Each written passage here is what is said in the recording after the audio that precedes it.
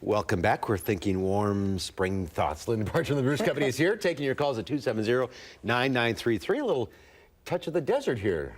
Exactly, yes. These are all little baby succulents. Matt did a bunch of plants that sometimes they're a little bit difficult to get a hold of, like this chocolate. This one's called chocolate soldier panda. Typically it is more of a silvery green with just brown tips, but the chocolate soldier one gets totally brown. And then the aloe vera, people are real familiar with this. That's a nice one to have in your kitchen in case you could burn or something. Get a burn. The sap is very good anti-burn. And then this one down here I love. That one is called pork and beans. It looks like little chubby fingers to me, but. All right, some unusual things brighten up the house this time of year. Let's go to the calls. We'll start with Ron in Lodi. Hi, Ron. Hi. Hi, which question?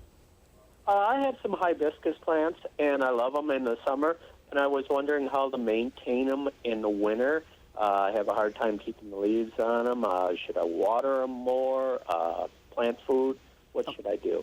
Those hibiscus, what I'm finding is that after they get done flowering, they will come with some new shoots. Now, many people, they get so large when they're outside during the summer that they have to prune them back when they bring them inside.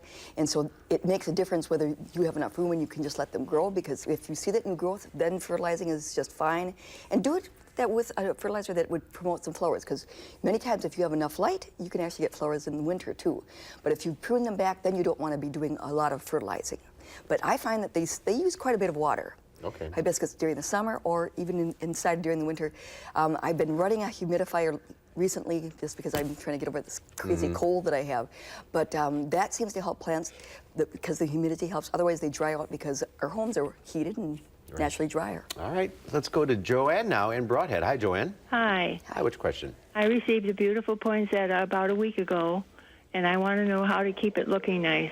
Okay, that's another plant that you want to try to keep evenly moist. You don't want it sitting in water, but it's one that you want to be checking at least.